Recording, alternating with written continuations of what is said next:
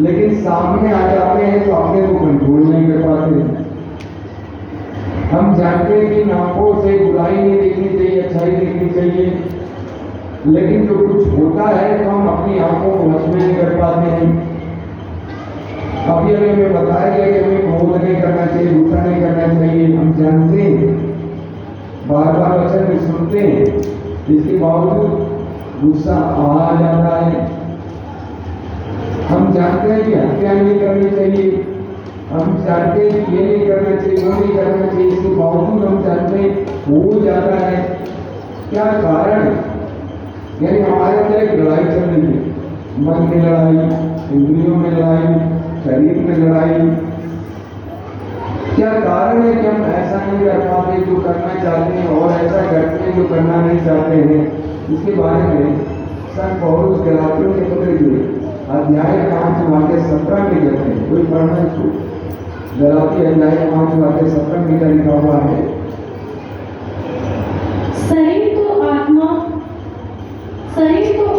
शरीर के विरुद्ध, आत्मा शरीर के विरुद्ध, ये दोनों एक दूसरे के विरोधी हैं। इसलिए आप जो चाहते हैं वह नहीं कर पाते हैं। आत्मा शरीर के विरुद्ध है, ये दोनों एक दूसरे के विरोधी हैं।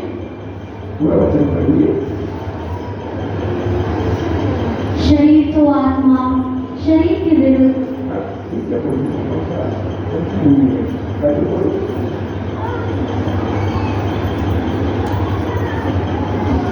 गलाती अध्याय 5 वाक्य 17, इसमें कुछ कर रहा।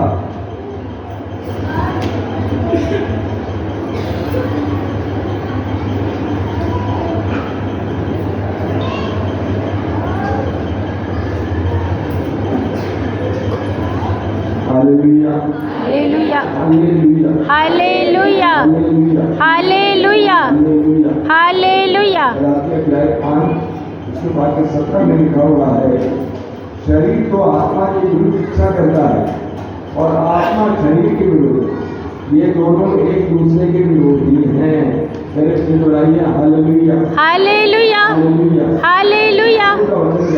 प्रभु का वचन कहता है, शरीर तो आत्मा के विरुद्ध इच्छा करता है, शरीर तो आत्मा के विरुद्ध इच्छा करता है आत्मा शरीर के विरुद्ध, और आत्मा शरीर के विरुद्ध, ये दोनों एक दूसरे के विरोधी हैं। यह दोनों एक दूसरे के विरोधी है। वचन कहता है, वचन कहता है, शरीर तो आत्मा के विरुद्ध इच्छा करता है, शरीर तो आत्मा के विरुद्ध इच्छा करता है आत्मा शरीर के विरुद्ध, और आत्मा शरीर के विरुद्ध, ये दोनों एक दूसरे के विरोधी हैं। यह दोनों एक दूसरों के विरोधी हैं। Hallelujah hallelujah hallelujah hallelujah. संत पौलुस कहते हैं, संत पौलुस कहते हैं कि शरीर आत्मा के विरुद्ध इच्छा करता है, आत्मा शरीर के विरुद्ध। ये शरीर अपनी वासनाओं के अनुसार, अपनी इच्छाओं के अनुसार उठता है, पवित्र आत्मा दूसरी बातें सोचता है। हम दो प्रकार का जीवन जी सकते हैं। एक है शरीर की इच्छाओं के अनुसार जीवन, शरीर की लालसाओं के अनुसार जीवन, शरीर की वासनाओं के अनुसार जीवन, और दूसरा है पवित्र आत्मा की प्रेरणा से जीवन। ये दोनों एक दूसरे के विरुद्ध हैं। यही कारण है कि हमारे में लड़ाई चल रही है, हमारे हृदय में लड़ाई चल रही है, मन में लड़ाई चल रही है, और हमारे चेहरे पर वो लड़ाई दिखाई देती है। हमारे चेहरे पर वो तनाव दिखाई देता है। मान लीजिए दो गुटों के बीच में लड़ाई चल रही है, बंदूक चल रहा है, गोलियां चल रही हैं, तो आपको धुआं देखने को मिलेगा, आपको आवाज सुनने को मिलेगी। इसी तरह जब हमारे अंदर ये लड़ाई चल रही है, आत्मा और शरीर के बीच की लड़ाई चल रही है, तो हमारे चेहरे पर भी वो देखने को मिलेगा। बोलिए हालेलुया हालेलुया हालेलुया। मेरी बात समझ में आ रही है?